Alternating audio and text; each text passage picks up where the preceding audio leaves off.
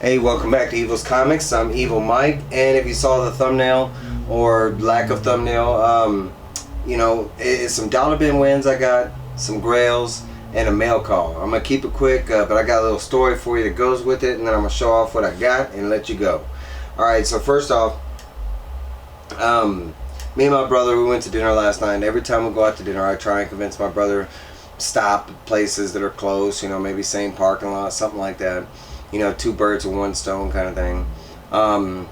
Yesterday, the places that I wanted to stop at, it didn't really happen. I did convince my brother to stop at a new thrift store. If you know Colorado, it's called ARC.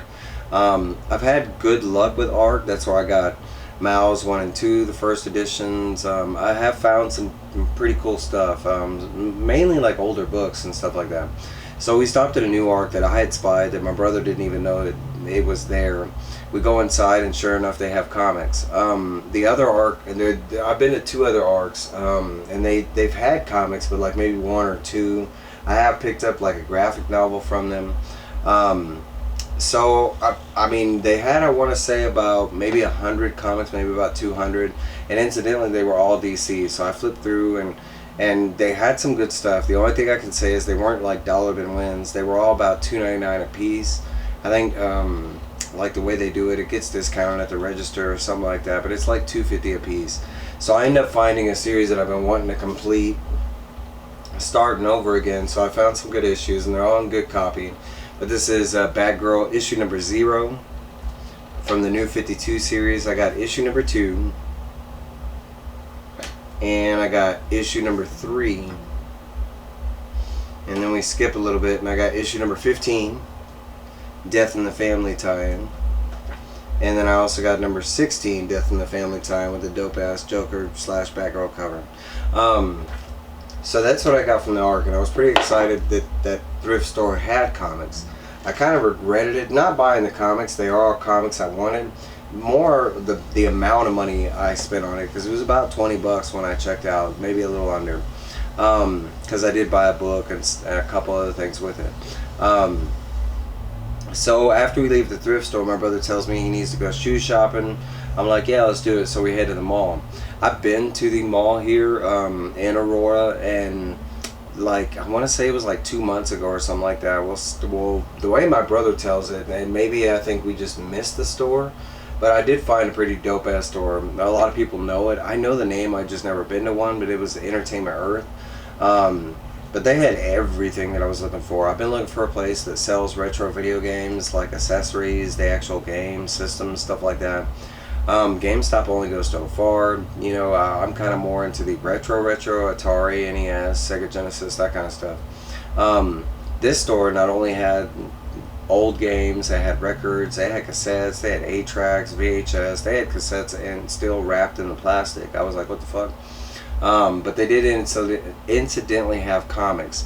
So the next time I'm going to show you was all dollar bin wins. It was the first dollar bin I found here in Colorado. And I got some steals out of the dollar bin. And I really kind of just thumbed through there, and these were the couple that caught my eye. But the last 2 books I actually paid a little bit of money for, and those are my Grails. But this is all dollar bin wins. So first up, we got Shadowhawk, issue number 1. A really clean cover. I can say the only thing that's got is a little like white residue, like right here, but other than that, I mean, it's a minty comic. I've never owned it before. I'm pretty much getting into Shadowhawk for TM Nerdy. He is a big fan of Shadowhawk, so I said, what the hell, I'll give it a try. Next up was X-Men Adventures Season 2, issue number 2, newsstand. I used to have this whole set back in the day, and so I'm slowly trying to pick up some of the stuff I used to have. This cover specifically I do have back in Houston.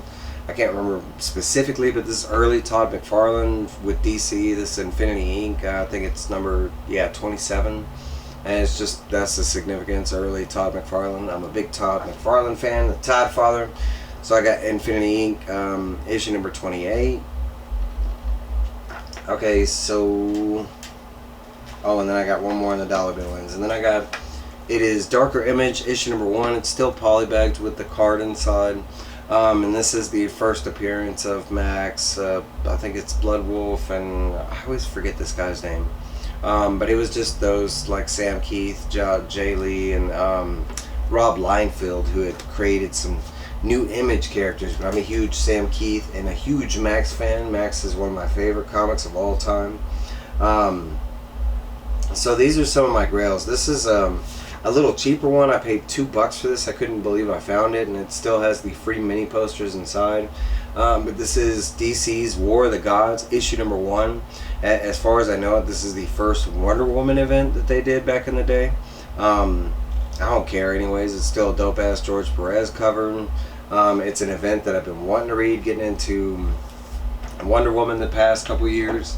Okay, so these last two I did spend $10 a piece for. This one I've been wanting for a long time. I don't care what the cost, but that is Batman: A Lonely Place of Dying, issue number 1. I've wanted this in my collection for the longest time, the whole series.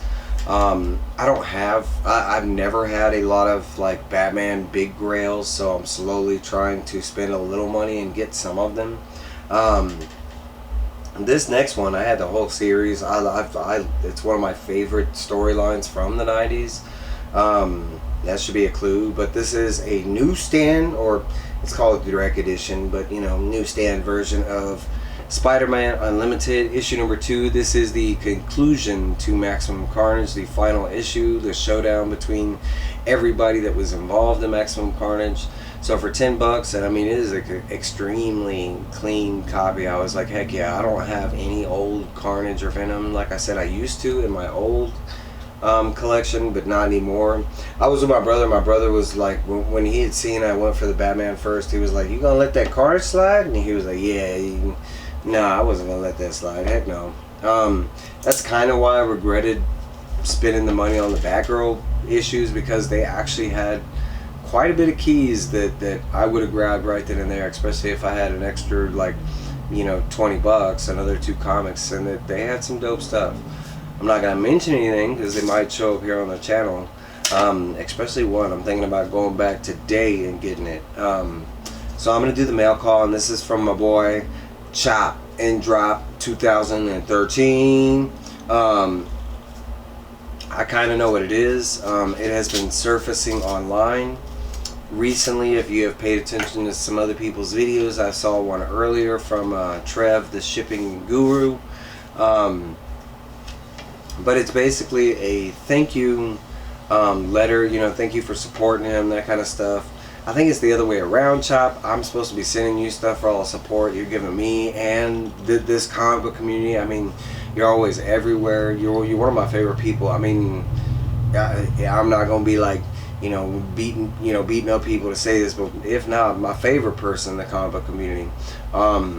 Me and Chop, I mean, he got me involved in this comic community like no other person, and still to this day, no other person has achieved the funniness, the camaraderie, the just feel good, you know, nature that Daniel presents. There will be a link to Chop and Drop's channel down below, one of my favorite YouTubers. He is currently not picking up comics. I think he's a month in the hole. He's going through some real world stuff. If you'd like to help him, please reach out, you know, on IG or YouTube.